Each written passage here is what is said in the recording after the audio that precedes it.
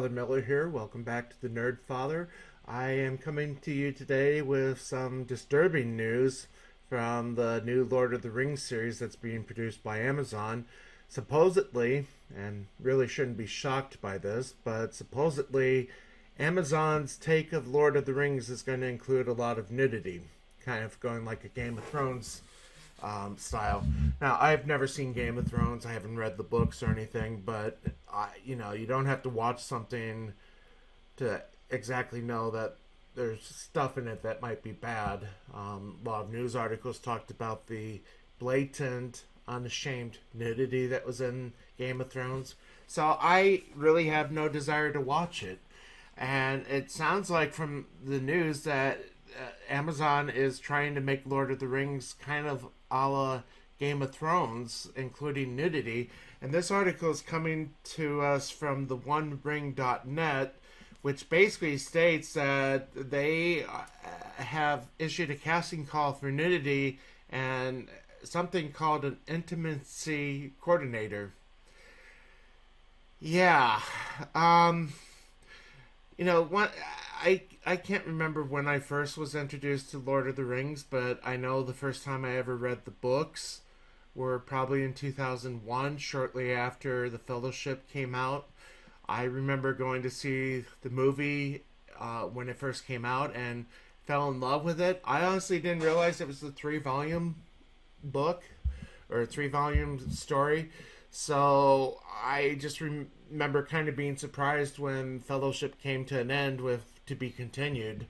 So I ended up reading the whole series after that because I wanted to know how the story was going to go. And let's be honest, books are usually better than the movies. Or at least the adaptation of the book is nowhere near as good when they make it into a movie. The only movie that I've ever seen that was almost extremely faithful to the book was 1964's Failsafe, and that's probably a review I should do one of these days. The movie starred Henry Fonda, Walter Matthau, and Larry Hagman. It's actually a Cold War thriller about what would happen if an American bomber was accidentally sent into Russia, basically thinking that they're at war. But again, another time. So this is from the OneRing.net, and prepare for a newly sexualized version of your favorite fantasy world. Yeah. And I love how this says it's the equivalent of saying, get ready to watch Anakin and Padme do something on screen that will forever alter the way you see Star Wars. Sorry about the sand that gets everywhere. The thing that really makes me upset about this is, okay, Lord of the Rings is one of the best movie trilogies, I think, out there. People are really into the mythology of it, but I don't think a lot of people realize that Tolkien, JRR Tolkien, was a devout Catholic and intended a lot of the faith to be infused into his writings. There's another article that I'll show right after this, kind of talking about the symbolism, the Catholicism that you can see in Lord of the Rings. But I just want to finish this article first. I just can't believe this. So, Amazon, according to the One Ring, has hired Jennifer Ward Leland, a well-known New Zealand intimacy coordinator. What the heck is that? Anyway, the only show, Amazon's show in New Zealand is Lord of the Rings, a production so overwhelmingly large that the film unions report 80% of all local production crew are working on it. Okay, so it sounds like Amazon's going all in on this. I mean, they're going to try to produce something that is good, but the problem, again, is it seems that they're going for the Game of Thrones approach, where it's like, let's spice it up to an R rating with nudity. So, will there be group nudity? Well, it's a rumor. According to this, an open casting for extras comfortable with nudity. Again, the whole thing that makes me angry about this is Tolkien was a devout Catholic, like I said, and I really believe that he would not approve of nudity in his series, because getting into the theological aspect of it, nudity is, it's gonna lead people into sin. I mean, I'm not trying to be a prude here, but can you really have clean thoughts if you see a beautiful woman naked? I don't think Tolkien would approve of this. I really, really don't. And it's sad that his son Christopher died, I think, a year or two ago, because Christopher was the protector of the Tolkien estate, and now, you're about 2 generations removed from JRR. Seems money talks. So, will characters be sexified that weren't in the Tolkien books? And how did Tolkien present sexualized content? It talks about the letters of Tolkien, and I'll be honest, I've never read it, but, it even says it right here. He simply didn't. Tolkien was a super duper Catholic. Yes.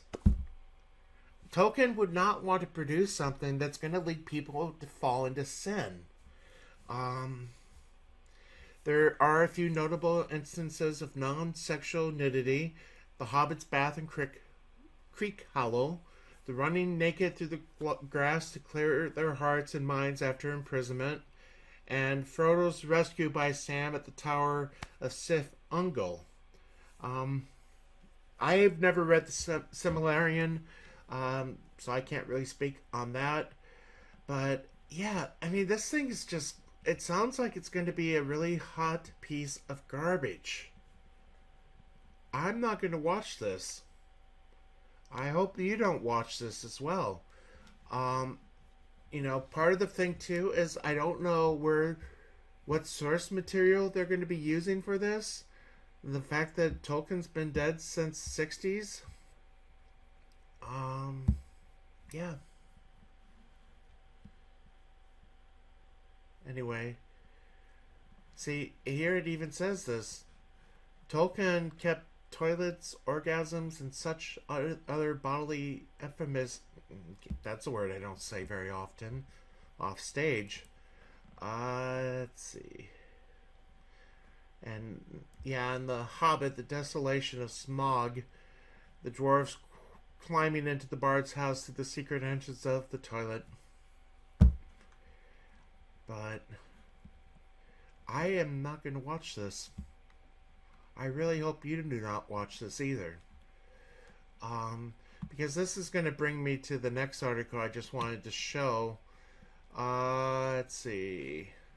What exactly do we want from Amazon's Second Age series? Well, anyway. But let's take a look at this real quick. This is coming from the Catholic Education Resource Center. 20 ways in which the Lord of the Rings is both Christian and Catholic. So Tolkien wrote that Lord of the Rings is, of course, a fundamentally religious and Catholic work. Again, the idea that you're going to put nudity in it when it's basically a Catholic story at heart is just dumbfounding. But, okay, so some of the ways that Lord of the Rings is a Christian myth. Darkness pervades Middle Earth where man, beast, and nature are called to a venture full of peril and hope. Here is how Elijah Woods explained the film's dominant theme. No matter how bad things are, no matter how much evil there is in the world, there's always some good worth fighting for, worth standing up for, and worth some effort in carrying on. Then you have the One Ring, symbolizing how evil can entice and enslave. See, and notice it says, when we slip them on our finger, we announce our devotion and loyalty to its owner.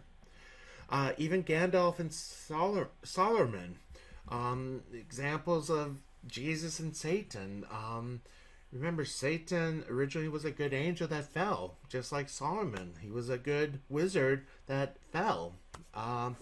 And Gandalf is tempted in a battle just like Christ was tempted by Satan. But anyway, in the Shire, the hobbits come naturally to living a beatific life that Christ calls Christians to live by. The hobbits are the meek that inherit the earth, the merciful who receive mercy, the pure in heart, and the peacemakers. There is a longing for the return of the King.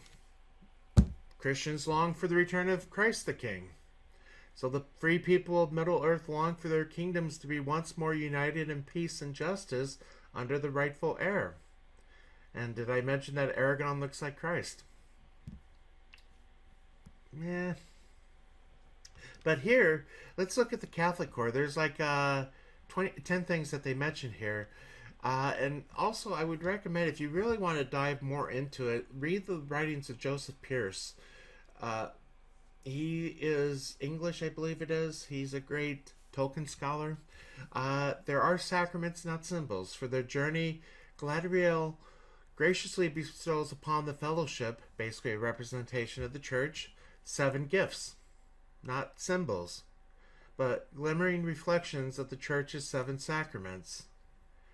And at her mirror, Galadriel rides the Reformers' taunt of the Eucharistic magic in the Mass when she says, "For this is what your folk would call magic. I believe, though I do not understand clearly what they mean." And they seem to use the same words for the deceit of the enemy. One of the more... I'm trying to see if they have it in here. I know it should. Limbros, there it is. Limbros, the whey bread. You know, there's a strong parallel here, analogy, whatever the term is, to the Eucharist. So, Galadriel bids each to participate in a farewell ritual and drink from a common cup. Moreover, more significant is the mystical elfish food given to the fellowship, limbos, whey bread.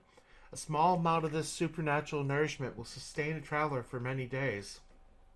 So, there's a mystical lady like the Blessed Virgin Mary who responds miraculously for pleas of help. The lady is named Varda, and although she's never seen, she's described as a holy and queenly, and when her name is invoked, as Frodo and Sam do on occasion, miracles follow that protect the quest and defeat the present enemy. So just as we ask Our Lady's help, it's seen in the Lord of the Rings too. Gandalf, the steward of all things, reflects the papacy. Gandalf is the leader of the free and the faithful. He is the steward of all good things in the world, but he claims rule over no land. As the popes of history and with kings, emperors of our world, so Gandalf crowns the king and blesses them to rule with justice and peace. Yeah, so I mean, just the idea that they're really going to be taking this away, the idea that they're going to have nudity just drives me nuts, because it really is a cheapening of Tolkien's legacy. So I really hope and pray this doesn't happen. It does make me angry. So, but let me know what you think. I'm going to try to put a link to this article in the description. So until next time, God bless.